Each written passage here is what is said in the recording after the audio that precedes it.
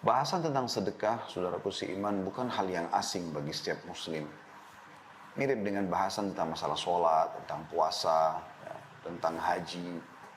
Karena berbicara masalah sedekah, dia tidak luput dari rukun iman kita yang, rukun Islam kita yang ketiga, yaitu masalah mengeluarkan zakat. Karena zakat bagian daripada sedekah itu sendiri. Ya.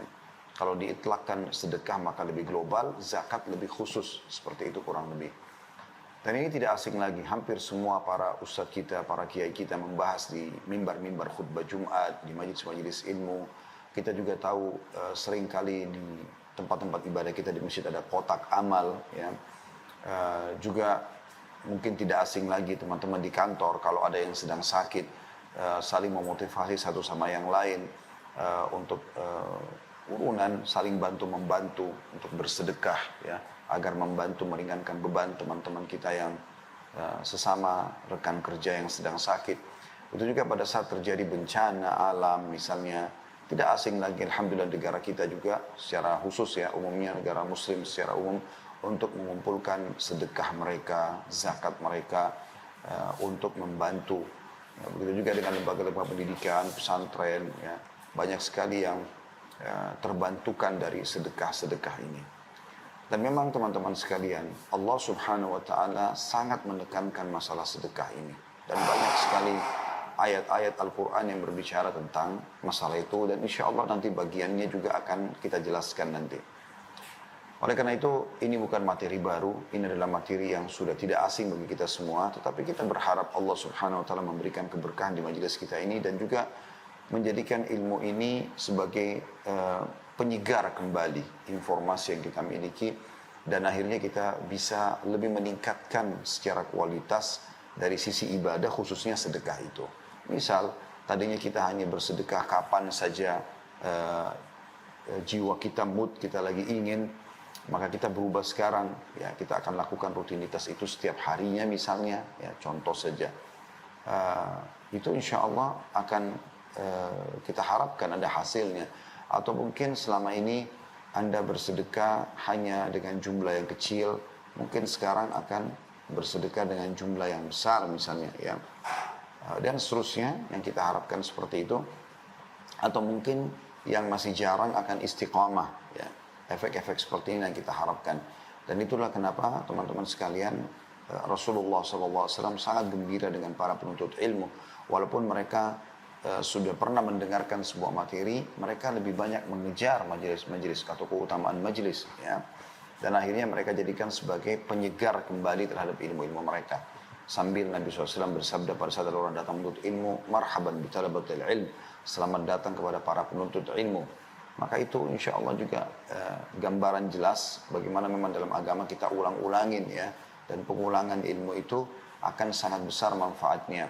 Sebagaimana kita tahu kita mengulang-ulangin sholat sehari 5 kali, kita mengulang-ulangin membaca bismillah setiap kali mau makan dan minum, kita mengucapkan alhamdulillah setiap selesai makan dan minum, setiap kali mau tidur kita berdoa, setiap kali bangun tidur kita berdoa. Kenapa enggak sekali saja seumur hidup?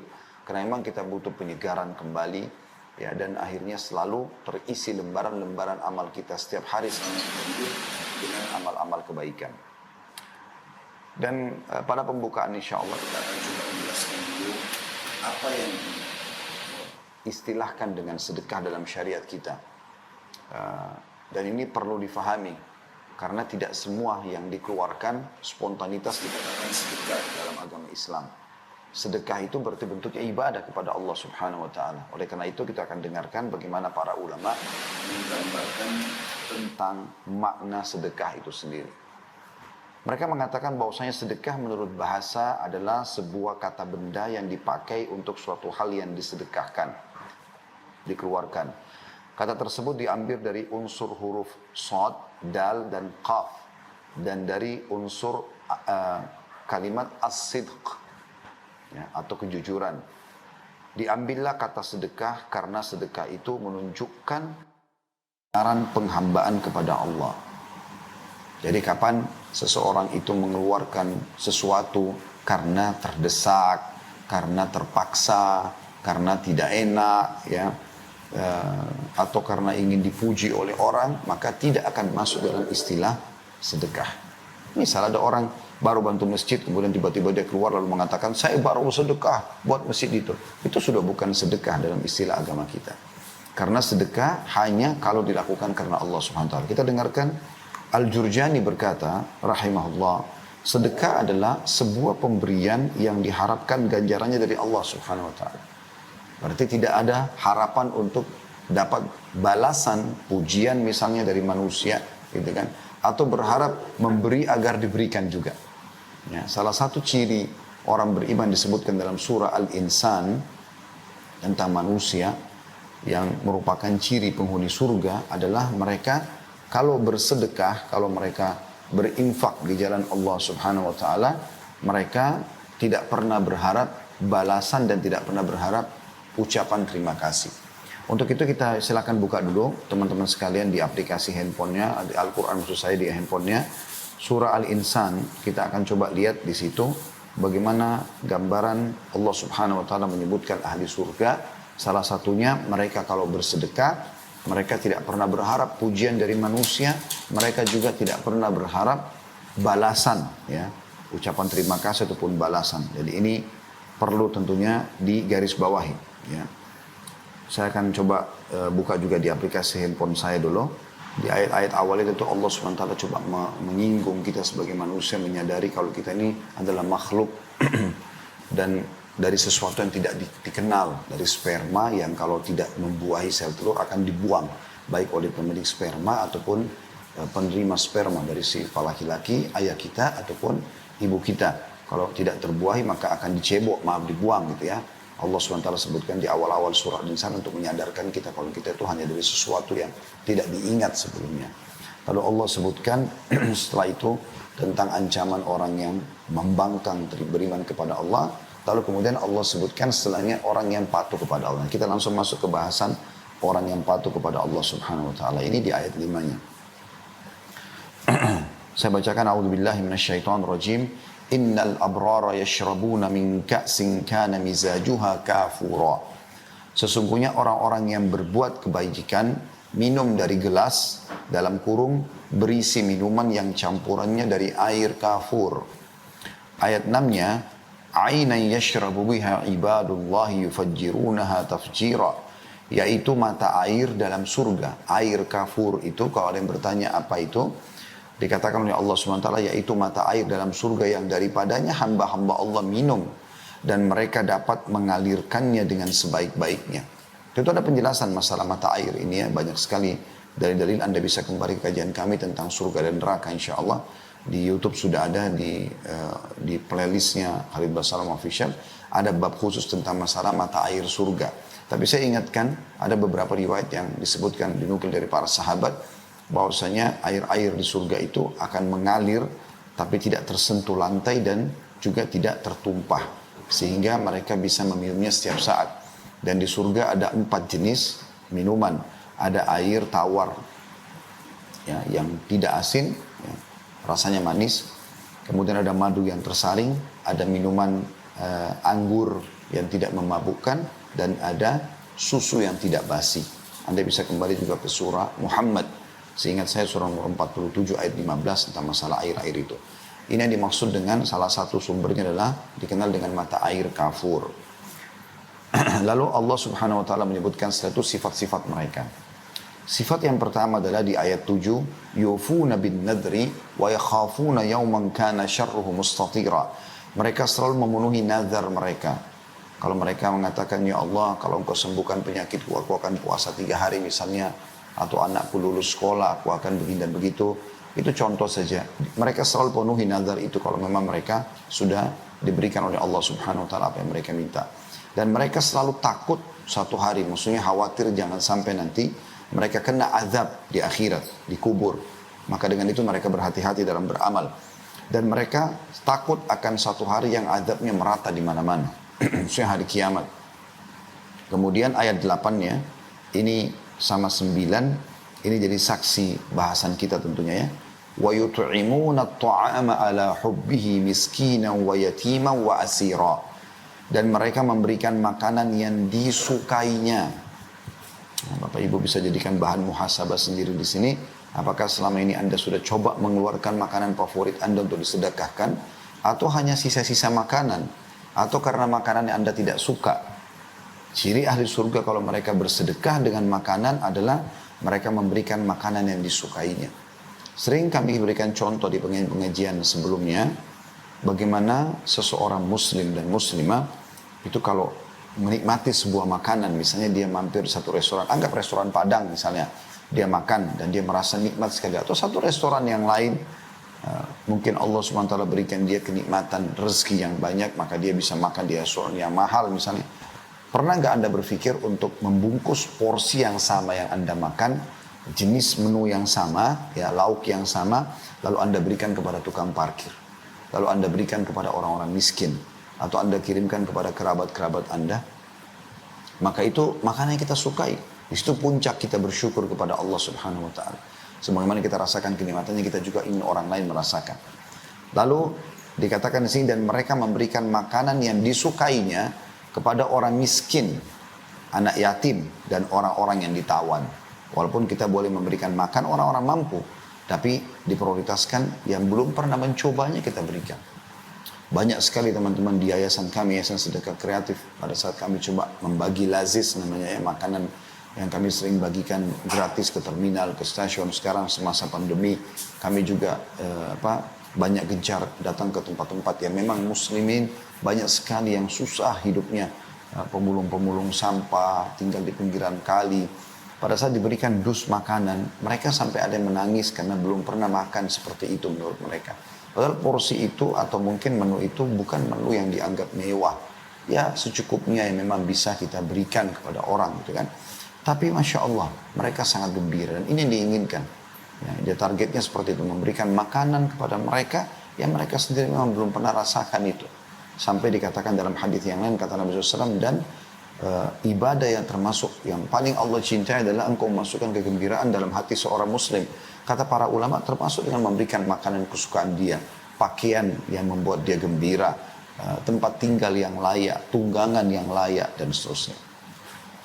Di sini juga disinggung tentang tawanan ya, jadi termasuk orang kafir boleh kita berikan makan kepada mereka. Ya. Kemudian ayat 9 ini yang saya ingin titik beratkan ya.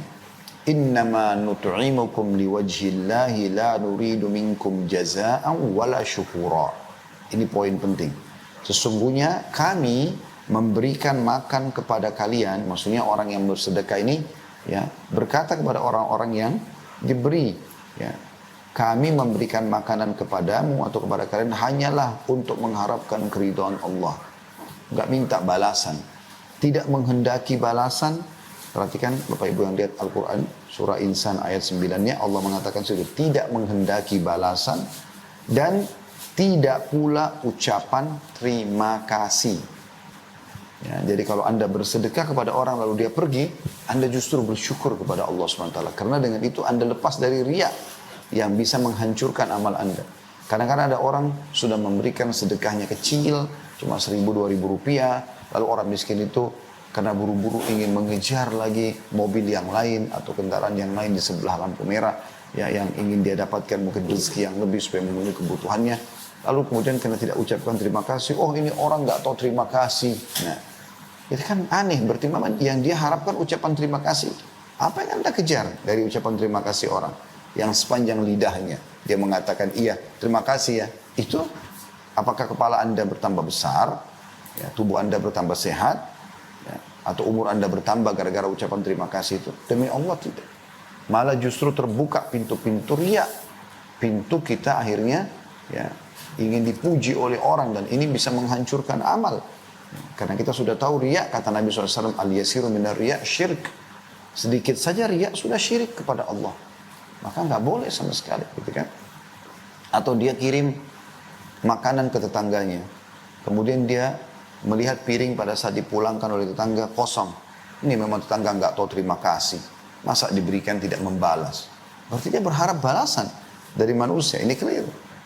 Sedekah yang kita berikan karena Allah Subhanahu Wa Taala tidak pernah berharap ucapan terima kasih, tidak pernah berharap juga balasan. Jadi walaupun kita tidak mengembalikan ya ucapan terima kasih itu ya, walaupun kita tidak memberikan atau dia tidak memberikan ucapan terima kasih, tetap saja kita kita memberikan kepada dia, seperti itu kurang lebih. Ya.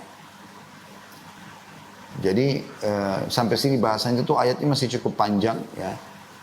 Allah Subhanahu Wa Taala menyebutkan tentang manusia insan ini dan juga beberapa hal yang berhubungan dengan balasan di surga ya. Mereka akan mendapatkan dipan-dipan segala macam baju-baju, buah-buahan segala macam. Tapi saya tidak bahas semua itu karena itu cukup panjang bahasanya.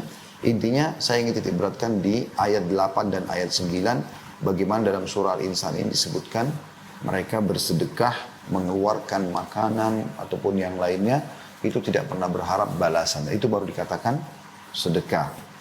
Ya.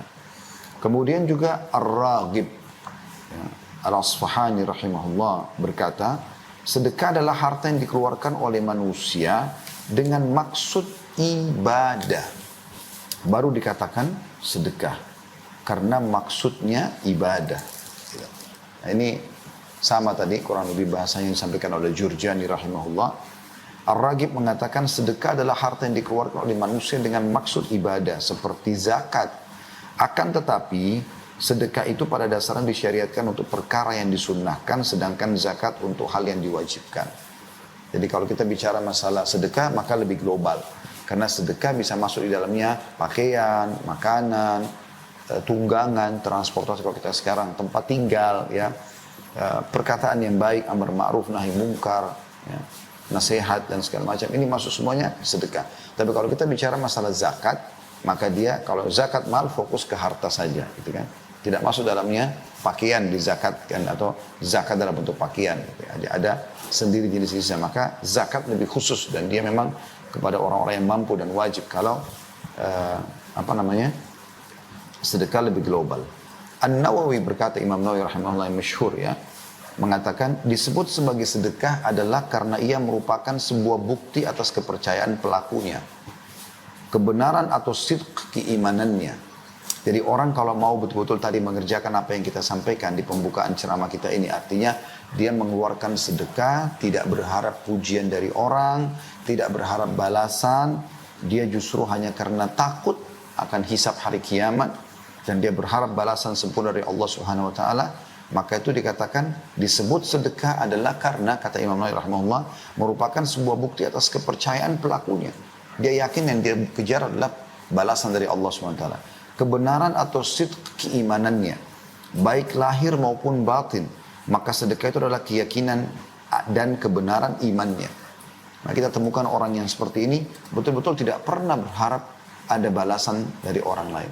Ucapan terima kasih atau tidak. Walaupun teman-teman sekalian dianjurkan kita kalau menerima pemberian orang lain sedekah apapun itu sifatnya, bantuan, sedekah, mau makanan, mau minuman, mau bantuan, mau apa saja, dianjurkan kata Nabi SAW, kalau orang berbuat baik pada kalian, balaslah yang setimpal. Ya. Kalau kalian tidak memiliki apa yang kalian bisa balas dengan setimpal, maka ucapkanlah jazakallahu khairan. Semoga Allah membalas anda dengan kebaikan. Gitu kan? Sesungguhnya sampai mengucapkan ini, dia telah, ya, dia sudah memberikan ucapan yang pas, atau yang cocok, atau balasan yang pantas gitu.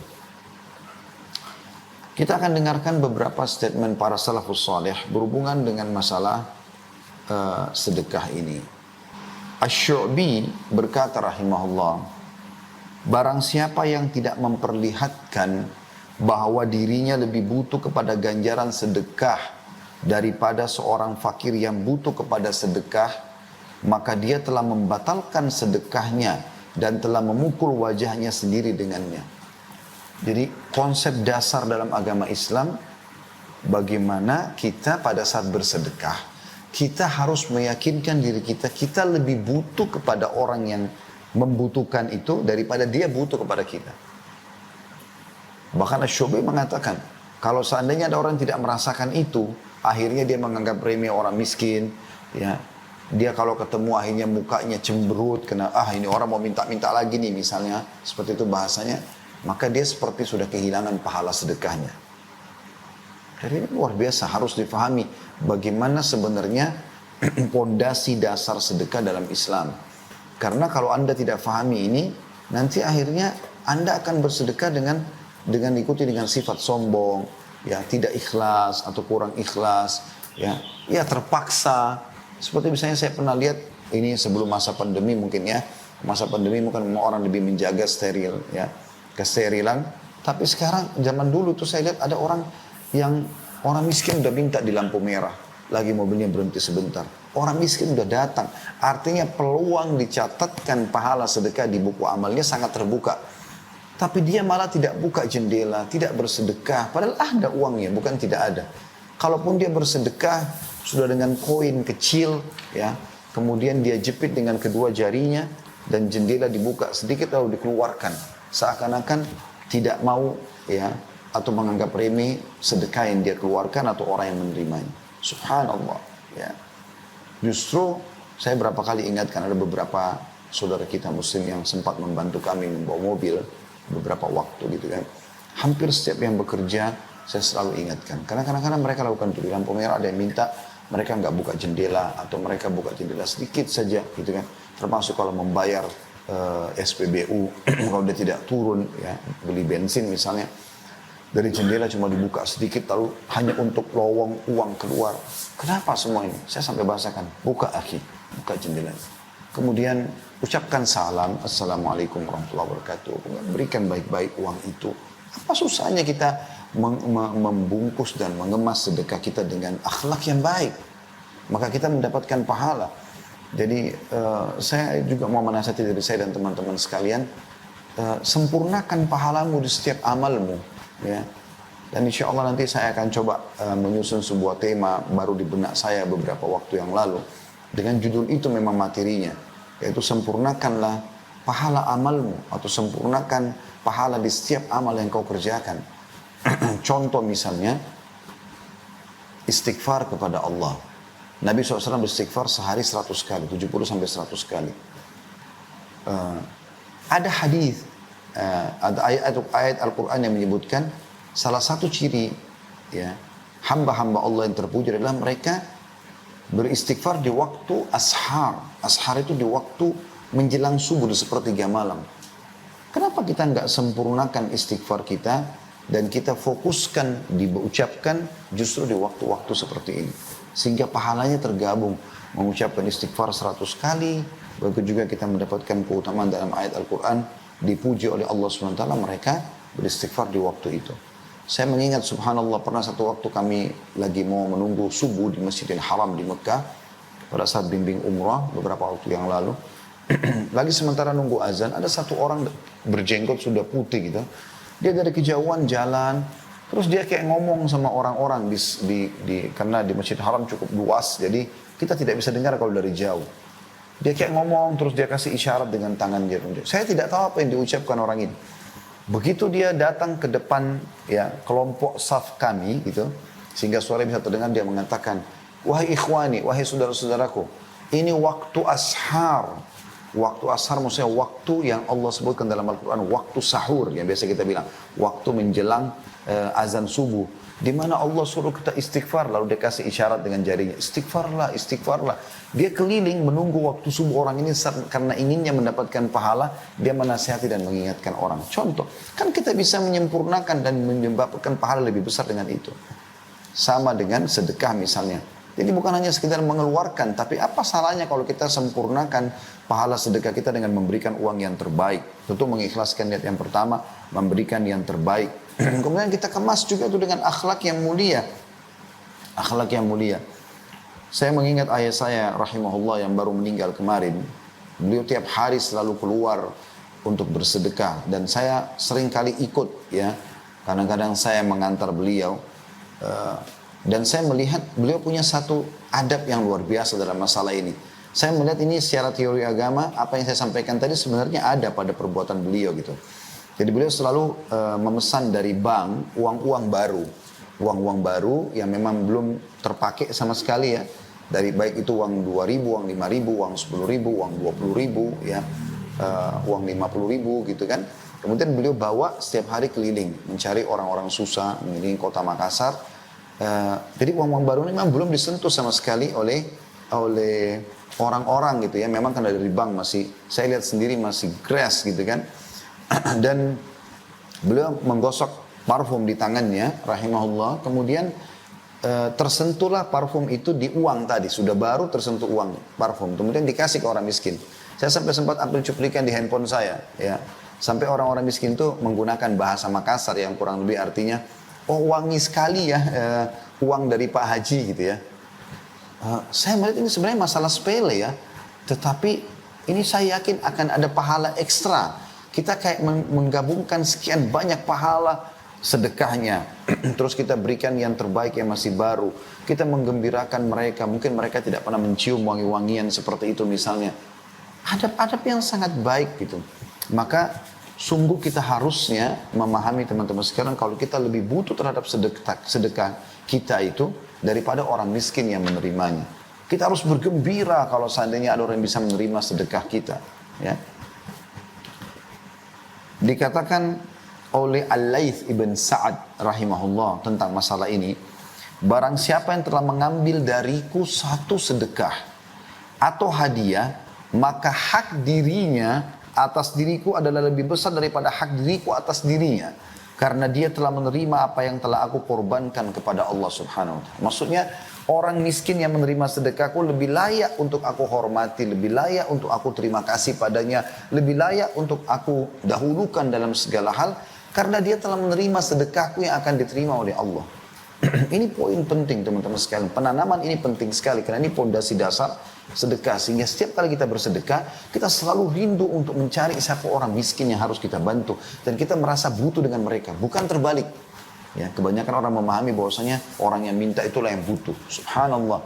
Ini konsep yang keliru. Sehingga akhirnya terbumbuhilah sedekah itu dengan riya dan akhirnya rusaklah dia.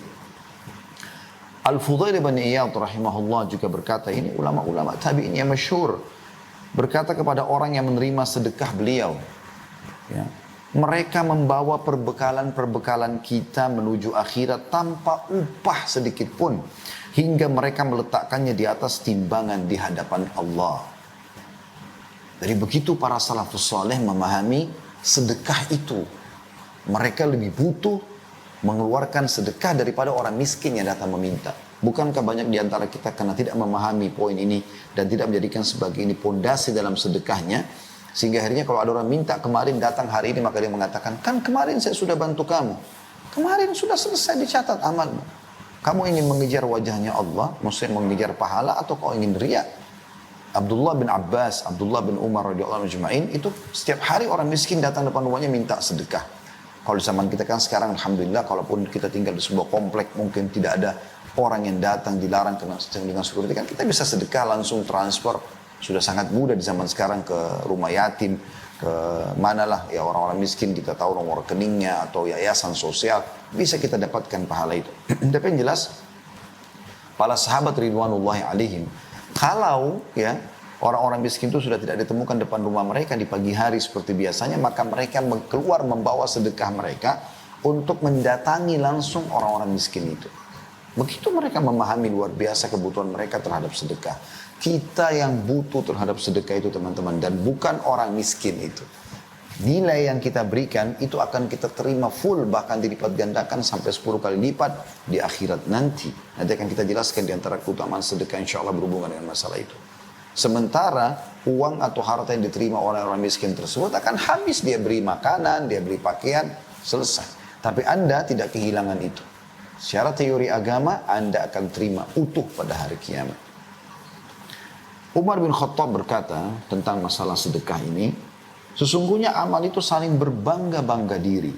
Lalu sedekah berkata, saya adalah yang paling baik di antara kalian. Jadi sedekah itu termasuk amal yang luar biasa. Ya. Bahkan para salafus saleh yang akan kita juga jelaskan itu, banyak di antara mereka mengobati penyakit-penyakit mereka, mempermudah agar doa mereka diterima oleh Allah subhanahu wa ta'ala, mempermudah urusan-urusan mereka justru dengan bersedekah. Justru dengan bersedekah. Ya. Ada sebuah riwayat dinukil oleh Abu Hanifah rahimahullah dalam musnad beliau, dari Jabir bin Abdullah radhiyallahu anhuma, Jabir dan ayah dua-duanya sahabat, bahwasanya seseorang datang kepada Nabi SAW seraya berkata, wahai Rasulullah, saya tidak diberikan rezeki seorang anak pun.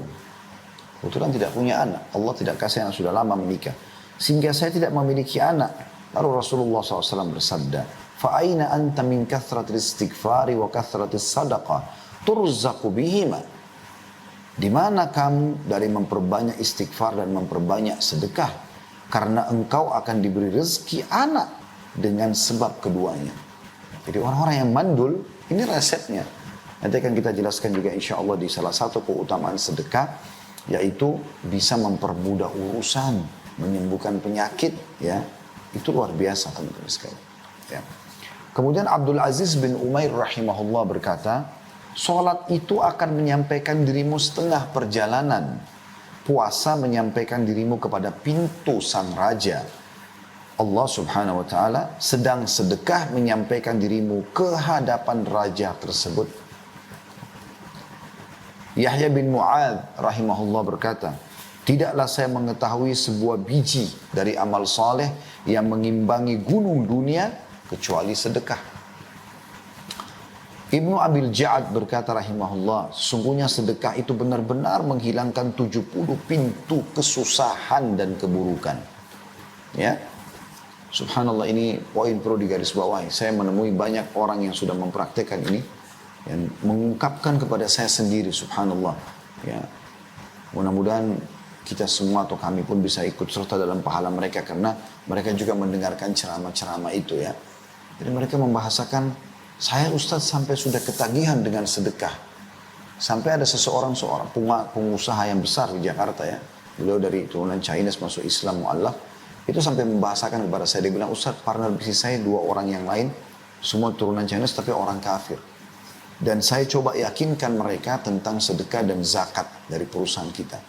Awalnya mereka ragu, karena mereka memahami sistem kapitalis. Jadi nggak ada kita keluarkan, justru makin pelit, maka makin kaya kita. Seperti itulah ya pemahaman mereka yang non-muslim. Maka kata dia, saya coba yakinkan. Maka akhirnya mereka pun setuju untuk mengeluarkan sekian persen dari pendapatan. Dan mereka akhirnya melihat sendiri hasilnya, perusahaan makin maju. Makin besar kita keluarkan, maka makin besar juga income yang datang.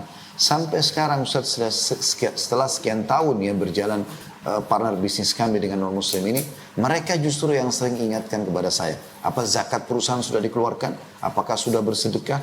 Itu ungkapan beliau sendiri, dan memang Masya Allah luar biasa gitu keuntungannya, sampai bisa kita bahasakan mungkin puluhan miliar, bahkan ratusan miliar ya omset daripada perusahaan-perusahaan atau perusahaan-perusahaan yang ditanggung oleh teman-teman ini gitu ya. Yang cukup banyak contoh berhubungan dengan masalah ini. Anda juga kalau diberikan harta ini teman-teman, Anda harus tahu itu bukan milik Anda sendiri.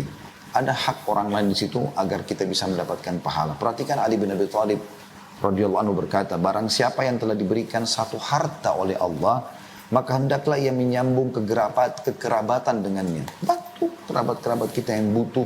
Kalau kita mampu, berilah ya. Dan usahakan memberikan yang terbaik semampu kita. Karena kita akan mendapatkan pahala sedekahnya dan pahala silaturahimnya. Karena pernah ada sahabat begitu. Beliau membawa ya sekantong dirham lalu mengatakan, ada 2 orang yang akan saya menjadikan target sedekah saya Rasulullah. Yang dua-duanya miskin, yang satu punya kerabat, yang satu tidak punya kerabat. Yang mana saya dahulukan? Kata Nabi SAW, kalau kau berikan kepada orang yang punya kekerabatan denganmu, maka kau akan mendapatkan pahala sedekah dan pahala silaturahimnya. Kita kembali kepada statement Ali bin Abi Thalib, beliau berkata, barang siapa yang telah diberikan satu harta oleh Allah, maka hendaklah ia menyambung kekerabatan dengannya. Kemudian memperindah jamuan untuk tamunya. Memberikan yang terbaik buat tamu. Ya. Bukan makanan yang sudah rusak, bukan yang sudah basi, bukan yang tidak disukai di rumah, gitu kan. Sampai sebagian salaf mengatakan, aku memberikan makanan kesukaan 10 orang sahabatku atau tamuku, lebih aku cintai daripada aku beribadah sunnah sekian lama ya. Saya lupa statement terakhirnya, tapi berpuasa atau sholat malam ya. Bahasa beliau begitu. Kemudian menolong seseorang yang membutuhkan, membebaskan tawanan, membantu ibnu sabil, orang terputus jalan, orang-orang miskin, para mujahidin, dan dia bersabar atas musibah yang menimpa hartanya, tipuan orang, ya, utang yang belum dibayar, terlambat, itu semua ada cobaan dalam harta, harus terjadi. Nggak ada orang yang tidak akan melalui cobaan-cobaan tersebut. Anda harus tahu itu. Maka dengan itu Anda, oh ternyata sudah tahu ini akan ada cobaannya harta ini. Ya, ada ekstra pahala juga di situ. Karena dengan perkara-perkara itu, kata Ali radhiyallahu anhu, dia akan memperoleh kemuliaan dunia dan juga akhirat. Kita tutup statement para salaf dengan perkataan Abu Hatim rahimahullah, seorang ulama tabi'in yang masyhur dengan keimanan dan amal solehnya, berkata, bakhil itu, pelit, ya, adalah sebuah pohon di neraka, sedang ranting-rantingnya ada di dunia. Maka barang siapa yang bergantungan pada salah satu dari ranting-ranting itu, maka niscaya ia akan menjerumuskannya ke dalam neraka. Bakhil salah satu ranting pohon di neraka. Yang bergelantungan pada ranting itu dia akan masuk ke neraka. Pelit, maka masuk neraka. Sebagaimana kedermawanan itu, royal, suka bantu orang. Sedekah itu dicintai sama dia. Dibuat sebagai sebuah program hidup. Adalah pohon di surga, di mana ranting-rantingnya berada di dunia. Dan barang siapa yang bergantungan pada salah satu dari ranting-ranting itu, niscaya ia akan membawanya ke surga. Dan surga itu adalah tempat untuk orang-orang dermawan. Dermawan. Jadi orang dermawan lah yang akan diberikan itu. Baik teman-teman sekalian, lebih dalam bahasan kita insya Allah tentang masalah keutamaan sedekah, ya. Karena memang setiap kali beramal soleh atau Anda mau beramal soleh, yang paling baik untuk mendorong kita rajin mengerjakan amal soleh dan juga istiqamah dalam mengerjakannya konsisten adalah mengetahui keutamaannya. Saya akan sebutkan insya Allah kurang lebih 9 ya keutamaan bersedekah. Yang pertama tentunya, sedekah itu akan mensucikan diri kita dan membersihkan dari dosa-dosa. Jadi dengan sedekah dosa kita bisa dimaafkan oleh Allah. Diambil dari surah At-Taubah, surah nomor 9 ayat 103. Yang Allah subhanahu wa ta'ala berfirman, A'udhu billahi minasyaitan rajim, Khud min amwalihim sadaqatan tutahhiruhum wa tuzakkihim biha, wa salli alaihim, inna salataka sakanun lahum, wallahu sami'un alim. Ambillah zakat dari sebagian harta mereka, yang dengan zakat itu kamu membersihkan dan mensucikan mereka, hai Muhammad. Dan berdoalah untuk mereka. Sesungguhnya doamu menjadi ketentraman jiwa bagi mereka. Dan Allah maha mendengar lagi maha mengetahui. Kata para ulama tafsir, kalimat dalam potongan ayat tadi, tutahhiruhum, bahwasanya sedekah yang mereka keluarkan itu ya, membersihkan mereka, maksudnya membersihkan dari dosa-dosa mereka. Dan juga membersihkan dari kekikiran jiwa mereka. Kemudian yang kedua teman-teman sekalian, sedekah adalah bentuk tanda keimanan dan ketundukan kepada Allah subhanahu wa ta'ala. Karena memang Allah memerintahkan kita untuk selalu bersedekah. Renungi baik-baik dan bisa dilihat surah Ibrahim ayat 31. Seingat saya surah nomor 14 ini. A'udzu billahi minasyaitonir rajim. Allah berpesan kepada hamba-hambanya yang beriman, Qul li'ibadiyalladzina amanu yuqimus salata wa yunfiqu mimma razaqnahum sirran wa alaniyah. Wa yunfiqu mimma razaqnahum sirran wa alaniyatan min qabli an ya'tiya yawmun la bay'un fihi wa la khilal.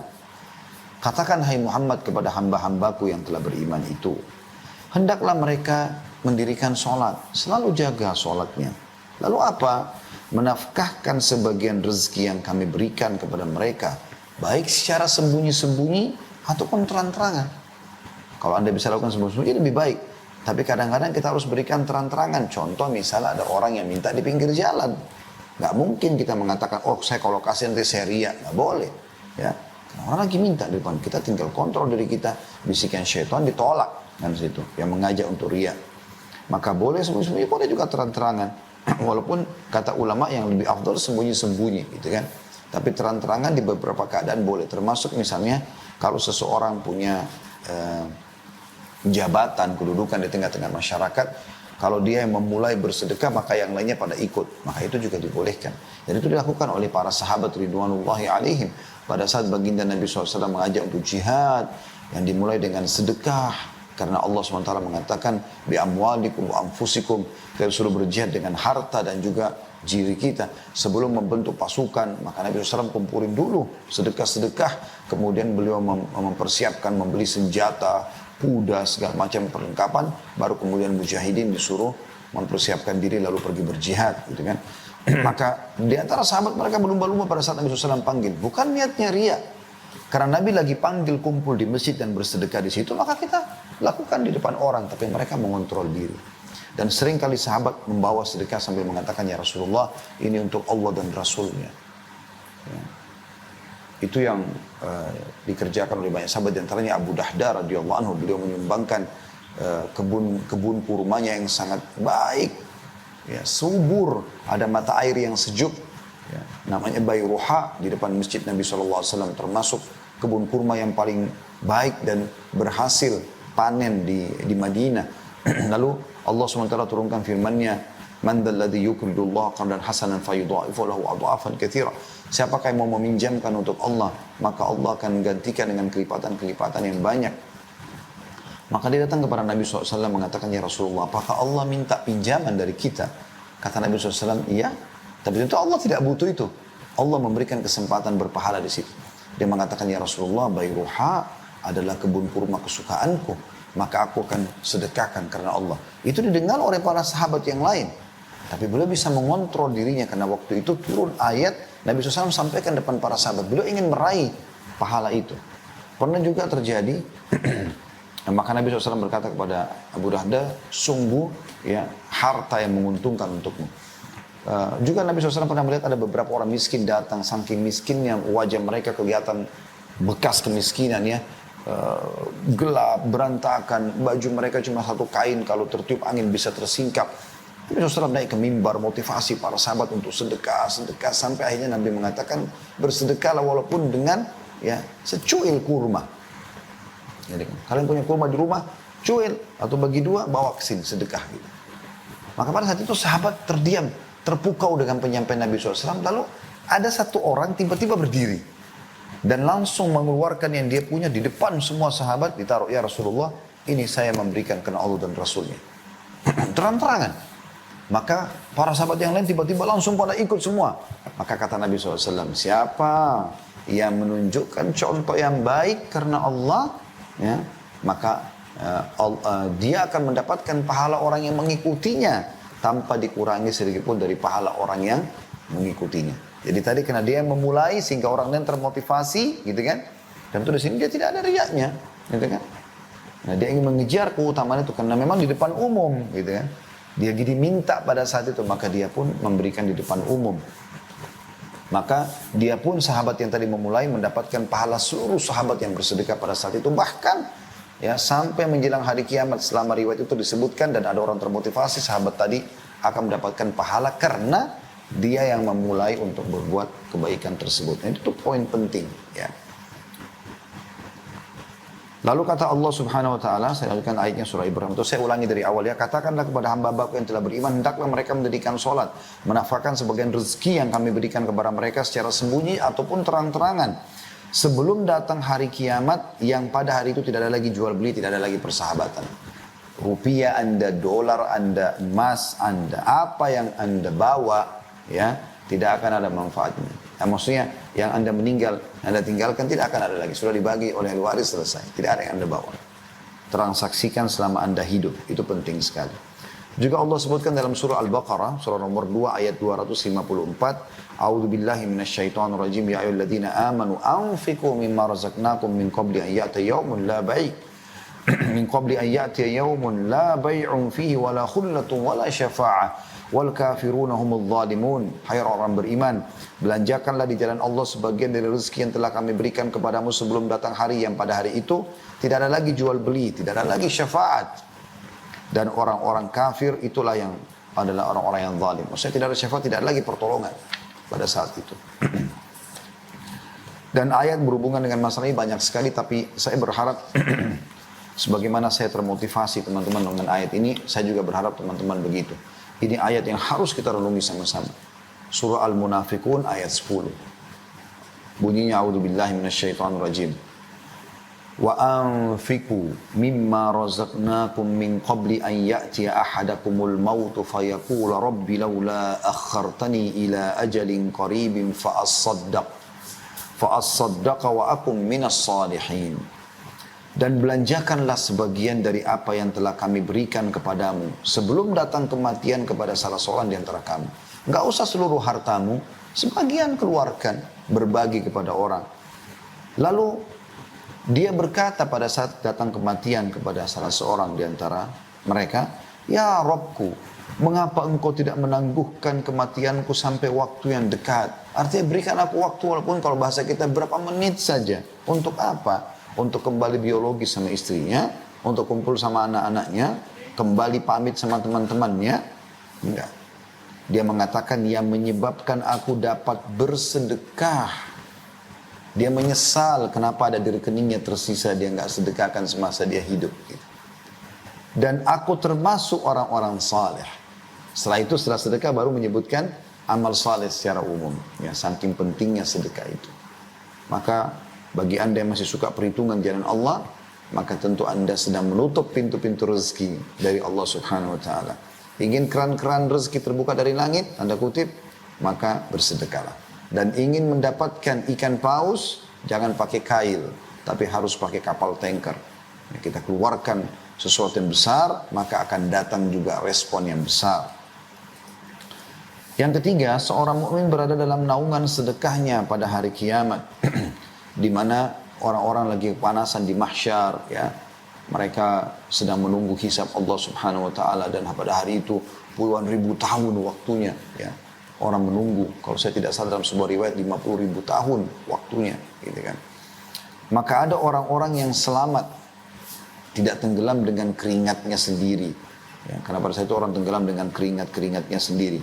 Yang disebutkan diantaranya adalah orang yang suka bersedekah. Dari riwayat Uqbah bin Amir radhiyallahu anhu, beliau berkata, saya mendengarkan Rasulullah sallallahu alaihi wasallam bersabda, "Kullu mri'in fi dhilli sadaqatihi hatta yufsala bainan nas, au qala hatta yuhkama bainan nas." Setiap orang berada di bawah naungan sedekahnya hingga manusia diadili dalam kurung oleh pengadilan Allah. Atau beliau bersabda hingga keputusan di antara manusia ditetapkan oleh pengadilan Allah. Hadis ini diriwayatkan Ibnu Khuzaimah dan sanadnya sahih sesuai dengan syarat Imam Muslim. Abul Khair, seorang perawi hadis ini, setelah dia nukil hadis ini, tidaklah melewatkan satu hari pun setelah dia tahu hadis ini kecuali dia bersedekah, walaupun hanya dengan sepotong kue atau sebutir bawang.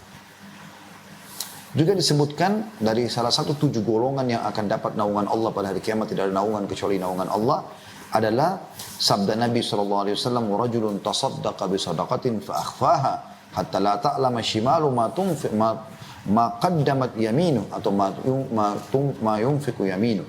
Jadi ada 2 riwayat atau 2 potongan riwayat, ya. Dan seorang laki-laki yang bersedekah dengan suatu sedekah lalu merahasiakannya hingga tangan kirinya tidak mengetahui apa yang diberikan oleh tangan kanannya. Hadis ini riwayat Bukhari Muslim. Yang keempat, teman-teman, sedekah akan menyelamatkan dan menghindarkan dari musibah dan menjauhkan dari kematian buruk. Diambil daripada hadis Abu Umamah radhiyallahu anhu, beliau berkata bahwasanya Rasulullah sallallahu alaihi wasallam bersabda, "Sana'iul ma'rufi taqiyu masari as-su wa sadaqatus sir tudfi'u ghadabur rabb." Atau ghadabur rabb wasilatul rahim tazidu fil umur. Perbuatan-perbuatan baik akan menghindarkan dia dari pintu-pintu keburukan. Artinya kalau anda sibukkan beramal saleh, sholat, puasa, zakat, apalah, jujur segala macam, maka anda akan aman dari pintu-pintu dosa. Jadi dosa nggak pula secara khusus kita keluarkan energi untuk menangkisnya gitu ya. Cukup beramal saleh. Itu kata Nabi SAW. Kemudian sedekah yang tersembunyi itu akan memadamkan amarah Rabb. Maksudnya Allah tidak akan menghukum atau bisa bahkan, ya, membatalkan hukuman yang harus menimpa seorang hamba karena sedekah. Ya.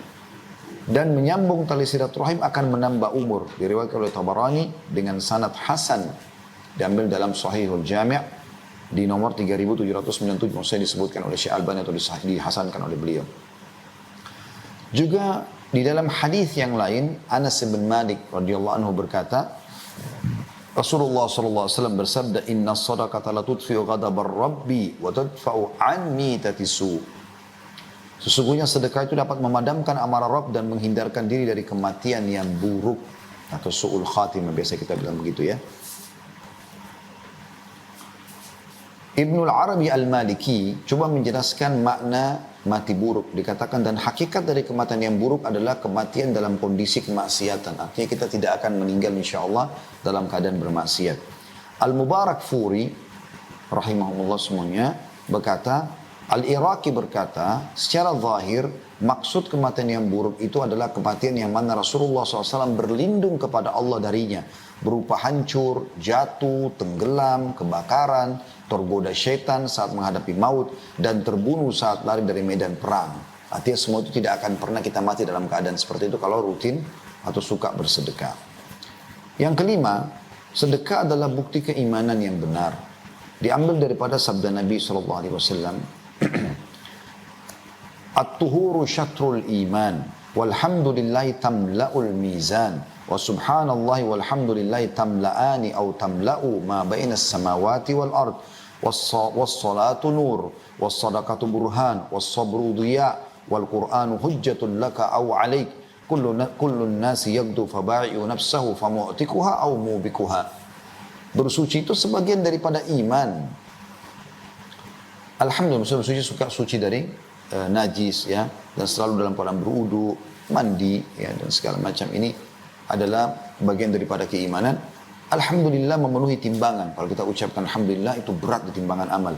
Subhanallah dan alhamdulillah, kalau ditambah alhamdulillah dengan subhanallah, memenuhi apa yang ada di antara langit dan bumi ya, dari sisi pahalanya ya. Salat itu akan jadi cahaya kehidupan. Sedekah itu bukti yang nyata terhadap keimanan. Nah, ini saksi bahasan kita. Sabar itu pelita. Sedangkan Al-Quran adalah hujjah untuk memberimu pahala apabila kau mengamalkan, membaca, ya. Dan hujjah untuk menghukummu apabila kau tidak mengamalkannya. Setiap manusia berusaha untuk berusaha dan menjual dirinya. Maka di antara mereka ada yang membebaskan dengan kebaikan dan ada yang menghancurkan dengan dosa dan kemaksiatan. Hadis sahih riwayat Imam Muslim di halaman 223. An-Nawawi rahimahullah berkata, dimaksud dengan makna as-sadaqatu burhan, sedekah itu adalah bukti yang nyata, kata beliau, bahwa sedekah itu betul-betul hujjah atau argumentasi dan dalil atas keimanan pelakunya. Karena seorang munafik tidak akan melakukannya, karena ia tidak meyakininya. Lalu barang siapa bersedekah maka dapat diambil sebagai bukti kebenaran imannya. Yang keenam, sedekah itu menjadi tebusan bagi seorang muslim dari belenggunya. Dalam sebuah riwayat, dinukil bahwasanya Nabi SAW pernah menceritakan tentang Nabi Yahya alaihi salam. Nabi Yahya berkata kepada kaumnya, wa amurukum bis sadaqah, fa inna mathala dhalika kamathali rajulin asarahu al-adu, fa awthaku yadahu ila unukihi wa qaddamuhu liyadribu unuqah. Faqala ana afdihi minkum bil qalili wal kathir fafada nafsahu minhum. Saya, kata Nabi Yahya alaihissalam, dan Nabi Muhammad SAW sampaikan, berarti menjadi bagian juga dari syariat kita, gitu kan? Saya memerintahkan kalian untuk bersedekah karena yang demikian itu adalah seperti seseorang yang ditawan oleh musuh, lalu mereka mengikat erat tangannya pada lehernya, lalu mereka menghadapkannya untuk memenggal lehernya. Kemudian dia berkata, saya akan menebus diriku ya dengan ini dan itu dari hartaku. Dan terus saja dia menebus sampai akhirnya dia selamat dari mereka. Diriwayatkan oleh Tirmidzi dengan dinyatakan hadisnya hasan gharib, namun disahihkan oleh Syekh Albani dalam Sahih Sunan At-Tirmidzi di nomor 2 di halaman 378, juga di halaman 1298. Ya. Ibnu Qayyim berkata rahimahullah tentang hadis ini, hal ini juga merupakan perkataan yang mana burhan adalah keberadaannya, maksudnya bukti tentang keimanannya. Dan dalilnya adalah kejadiannya. Karena sedekah itu memiliki pengaruh yang menakjubkan dalam hal menolak berbagai macam bencana, walaupun dari seseorang yang jahat atau dari seseorang yang berlaku zalim, bahkan dari seorang kafir. Karena Allah Ta'ala akan menolak darinya berbagai macam bencana dengan sedekah. Hal ini adalah suatu perkara yang telah dimaklumi di antara manusia, baik yang terpelajar maupun juga tidak. Yang ketujuh, Allah pasti memberikan gantian terhadap sedekah. Maka bersedekah, wahai saudara. Makin besar yang kau berikan di jalan Allah, makin besar juga balasannya. Tadi saya sudah bahasakan itu dengan bahasa saya ya. Membuka keran-keran rezeki dari langit. Ini tanda kutip tentunya bahasa ini. Diambil daripada surah Saba. Ayat 39. Allah subhanahu wa ta'ala berfirman. A'udzubillahi minasyaitonirrajim. Qul inna rabbi yabsutur rizqa liman yasha'u min ibadihi wa yakdiru lah. Wa ma anfaqtum min syai'in fahuwa yukhlifuh wa huwa khairur raziqin. Katakan hai Muhammad kepada seluruh hamba-hambaku, sesungguhnya Tuhanku melapangkan rezeki bagi siapa yang dikehendakinya di antara hamba-hambanya dan menyempitkan bagi siapa yang dikehendakinya, tentu dengan kemahaadilan Allah. Makanya kita minta agar Allah luaskan dan lapangkan rezeki kita insyaAllah. Dan barang apa yang saja yang kamu nafkahkan atau infakkan, maka Allah pasti akan menggantinya. Dan dialah sebaik-baik pemberi rezeki. Dipastikan hadis ini oleh Nabi SAW dalam sebuah sabda beliau dari Abu Hurairah radhiyallahu anhu, bahwasanya beliau SAW bersabda, Qala Allah tabaraka wa ta'ala, ya ibna Adam anfik alaik. Allah tabaraka wa ta'ala, Allah yang penuh berkah dan juga maha tinggi berfirman kepada manusia, wahai anak Adam, berinfaklah niscaya aku akan memberi rezeki atas kalian. Juga dalam ini tentu hadis riwayat Muslim nomor 993 ya. Juga dalam hadis yang lain diriwayatkan oleh Bukhari nomor 1442 dan Muslim 1010. Masih dari sama sahabat yang sama Abu Hurairah radhiyallahu anhu, bahwasanya Rasulullah SAW bersabda, "Ma min yaumin yusbihul ibadu fihi illa wa malakani yanzilan, fayaqulu ahaduhuma Allahumma a'ti mumfikan khalafa, wa yaqulu al-akhar Allahumma a'ti mumsikan talafa." Tidaklah suatu hari di mana seorang hamba memasuki paginya, melainkan pasti akan turun dua malaikat. Salah seorang dari mereka berkata, ya Allah, berilah ganti atau rezeki yang luas bagi orang yang berinfak.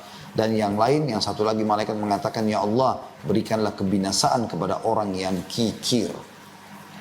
An-Nawawi rahimahullah berkata seraya menanggapi hadis ini, para ulama berkata, infak tersebut adalah dalam ketaatan, akhlak-akhlak yang terpuji untuk keluarga dan tamu, sedekah-sedekah dan sebagainya yang tidak tercela dan tidak berlebihan. Sedangkan menahan dari infak yang tercela adalah menahan dari hal-hal tersebut. Jadi artinya tidak dianggap berinfak, sudah kita sebutkan tadi di awal definisi ya, atau pondasi dasar, tidak dianggap bersedekah kalau dikeluarkan untuk maksiat seperti mentraktir teman-teman berzina, ke karaoke, ke diskotik dan segala macam. Itu tentu tidak masuk di dalamnya. Yang kedelapan teman-teman sekalian adalah pahala yang tidak akan pernah terputus sedekah itu. Sebagaimana hadis yang masyhur yang sudah kita tahu sama-sama diriwayatkan oleh Imam Muslim dari Abu Hurairah radhiyallahu anhu, bahwasanya baginda Nabi SAW bersabda, "Idza mata ibnu Adam inqata 'amalu illa min thalath, shadaqatin jariyah aw ilmin yuntafa'u bih aw waladin salihin yad'u lah." Apabila anak Adam meninggal dunia, maka terputus sumber pahalanya kecuali dari tiga: sedekah jariyah yang dia sedekahkan semasa dia hidup sehingga bisa bermanfaat terus. Apa yang dia sedekahkan itu seperti membangun masjid, rumah anak yatim, jalanan, jembatan, sumur dan segala macam, mushaf ya, dan seterusnya. Yang kedua, ilmu bermanfaat dan anak soleh yang mendoakannya. Kemudian yang kesembilan teman-teman, sedekah itu akan menghapuskan dari dosa-dosa ya. Ini sebenarnya sudah tersinggung tadi ya. Oke, saya jadikan ini poin tambahan saja. Nanti yang kesembilannya kita berikan poin yang lain ya. Tapi dalam buku yang sedang saya baca ini, yaitu Keajaiban Sedekah, yang ditulis oleh Hasan bin Ahmad bin Hasan Hammam ya, hafizahullah, beliau masih hidup tentunya penulis ini. Beliau masukkan dalam poin ke-9. Diangkat hadis Muadz bin Jabal radhiyallahu anhu, beliau berkata, ketahuilah bahwa Rasulullah SAW bersabda, as-sadaqatu tudfi'ul khati'ah kama yudfi'ul ma'un nar. Sedekah itu akan menghapus kesalahan sebagaimana air memadamkan api. Diriwayatkan oleh Tirmidzi. Tadi sudah sempat saya singgung poin ini sebenarnya ya. Maka kita akan tambahkan poin bahwasanya sedekah itu, saudaraku seiman, akan menyembuhkan penyakit Ini orang-orang yang menghadapi penyakit-penyakit yang berat. Maka salah satu obat terbaik sedekah. Ya. Jadi bukan obat fisiknya, tapi ini yang disebutkan oleh Nabi SAW dalam hadis Al-Aswad bin Yazid dari Abdullah bin Umar radhiyallahu anhu, beliau berkata bahwasanya Rasulullah SAW bersabda, "Dawu mardakum bis sadaqah, wa hassinu amwalakum biz zakah, wa iddu lil bala'id du'a." Artinya, obatilah orang-orang yang sakit di antara kalian dengan sedekah. Bentengilah harta kalian dengan zakat dan siapkanlah doa untuk menghadapi musibah. Di sini saksi bahasan kita, obatilah orang-orang sakit di antara kalian dengan sedekah. Di dalam buku ini cukup banyak diberikan contoh-contoh tentang masalah itu ya. Seperti ada judul Allah menyembuhkan dari kanker karena sedekah, gitu kan.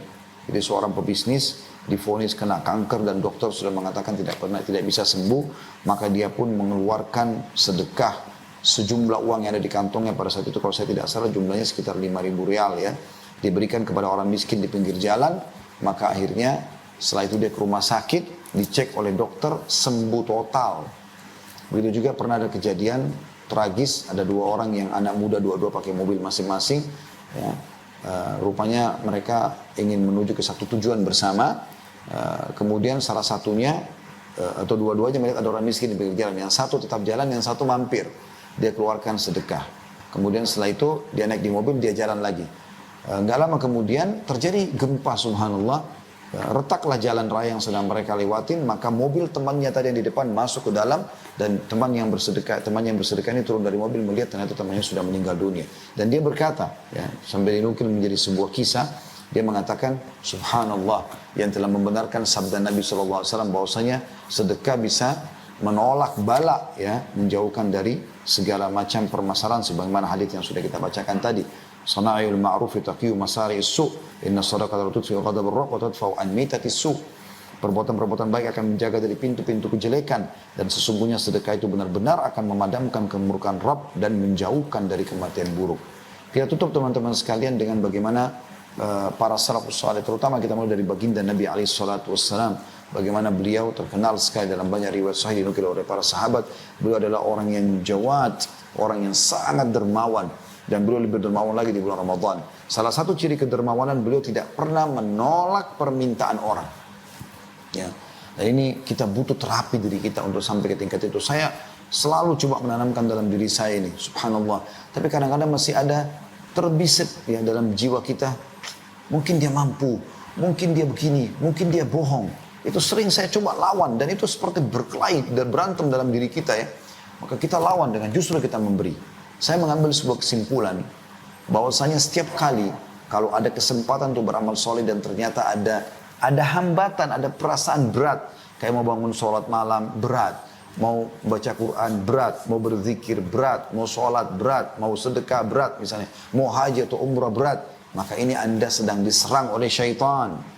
Tugas Anda kalau lagi diserang apa? Melawan. Anda jangan diam. Karena kalau Anda diam dia berhasil. Tapi kalau Anda lawan, justru pada saat itu saya bangun, wudhu, sholat. Justru pada saat itu saya buka aplikasi Al-Quran di handphone saya, lalu saya baca walaupun berapa ayat. Justru pada saat itu saya justru melantunkan zikir dari lisan saya, doa. Justru pada saat itu saya justru segera mendaftar ke sebuah travel untuk haji dan seterusnya. Kita justru lawan, dan pada saat kita lawan, maka Allah mengatakan inna kaida syaitani kana dha'ifa. Syaitan sangat lemah. Baginda Nabi SAW pernah habis sholat, kemudian tiba-tiba belum zikir, lalu jalan melewati pundak-pundak para sahabat. Sampai para sahabat kaget, belum pernah Nabi SAW melakukan itu. Setelah itu beliau kembali lagi, sahabat belum bubar, lalu beliau duduk, beliau lanjutkan zikir. Selesai berzikir, kata para sahabat, ya Rasulullah, tadi Anda lakukan perbuatan belum pernah kami lihat sebelumnya seperti itu. Ada apa sebenarnya? Kata Nabi SAW, sebelum sholat tadi, saya sudah mengumpulkan sedekah yang saya mau keluarkan, gitu kan. Tapi saya lupa. Maka saya tidak ingin ya luput dari saya. Maka beliau bersedekah dulu, baru beliau kembali zikir lagi habis sholat. Saking luar biasanya bersedekah. Dan cukup banyak contoh-contoh yang berhubungan dengan masalah ini. Bagaimana Abu Bakar radhiyallahu anhu tidak pernah meninggalkan kesempatan bersedekah kecuali beliau sudah ada di saf pertama. Bagaimana Umar bin Khattab menjadikan itu sebagai ajang untuk bersaing positif.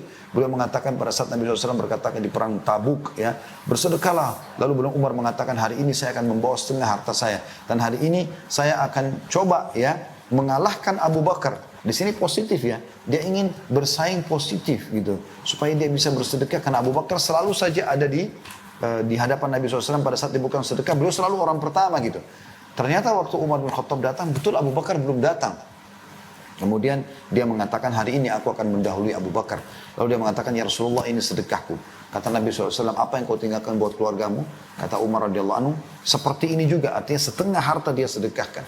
Gak lama kemudian Abu Bakar datang. Kemudian kata Abu Bakar, ini ya Rasulullah harta saya. Kata Nabi SAW, apa yang kau tinggalkan buat keluargamu? Dia bilang, Allah dan Rasulnya.